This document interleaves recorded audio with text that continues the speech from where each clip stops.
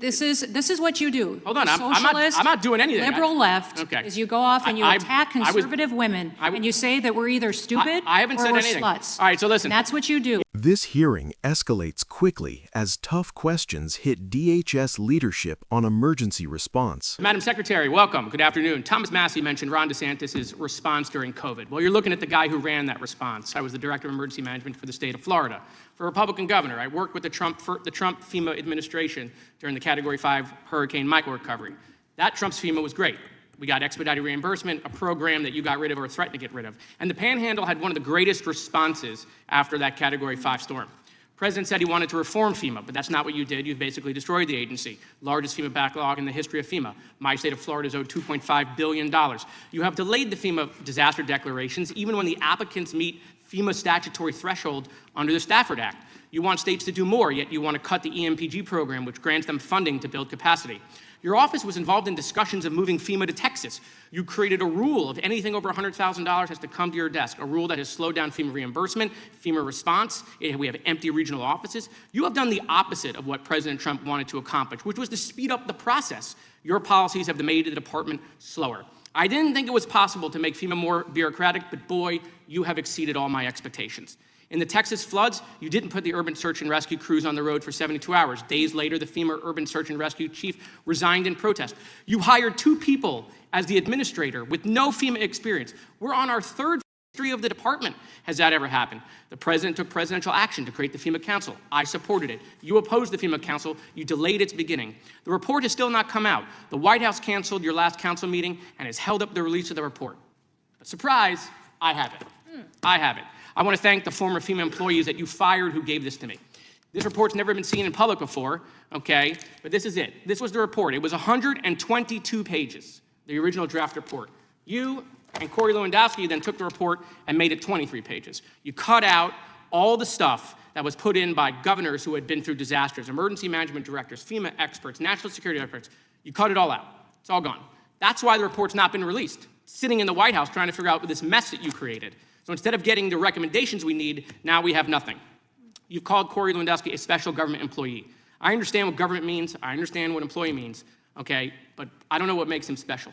Now, I want to give you an opportunity to answer on the record to Ms. Camlager-Dove's question. I know you said it's garbage, and it may be, but I really think you need to say the word no into the record so that you can clear that up. I think the ridiculousness of this and the tabloids that you are quoting and referencing are insane. And this has been something that I've refuted for years, and I continue to do that. So it's a no. What I would tell you is we can move on. Hold on, what you're doing. We can move on. I'm not going to belabor it. This is what you do. Hold on. Socialist, I'm not doing anything. Liberal left is you go off and you attack conservative women, and you say that we're either stupid I haven't or said we're anything. sluts. All right, so listen. And that's what you do. Yesterday, Richard, reclaiming my time, Mr. Chairman. Mr. Chairman, reclaiming my time. You were asked by Richard Blumenthal yesterday. You were asked by Richard Blumenthal yesterday if Corey was involved in approving contracts. You said no. Do you want to correct that?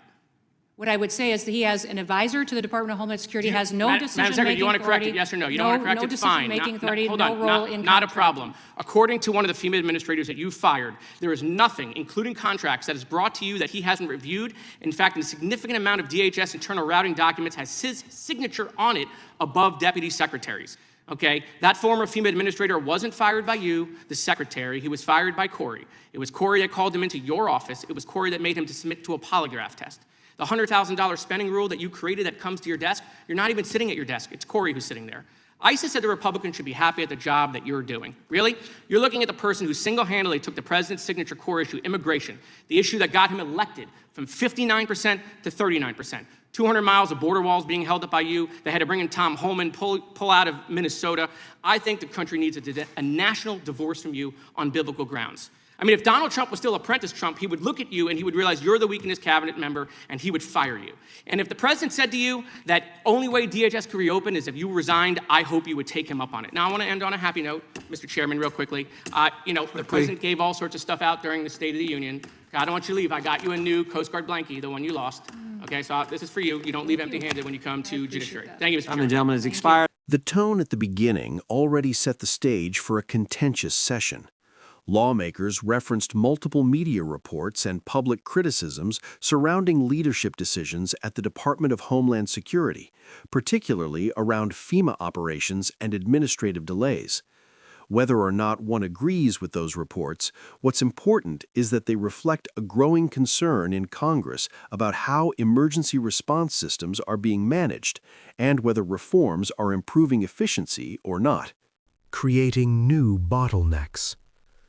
A major theme in the questioning focused on FEMA's performance and its ability to respond quickly during disasters. The lawmaker leading the questioning argued that administrative changes such as stricter approval thresholds for spending and delays in disaster declarations may have slowed down response times. Supporters of stronger oversight often raise this kind of concern because in disaster situations, even small delays can have large consequences for affected communities. On the other hand, defenders of tighter controls typically argue they are intended to prevent waste and improve accountability. The tension between speed and oversight is at the heart of this debate. Another central issue was the alleged influence of outside advisors within the department. The questioning repeatedly focused on whether certain individuals, including political advisors or special government employees, were involved in approving contracts or internal decisions. This is a recurring concern in Washington. How much influence should non-Senate-confirmed advisors have over federal agencies? While administrations often rely on trusted advisors, critics argue that unclear authority structures can blur accountability lines, especially in high-stakes agencies like DHS.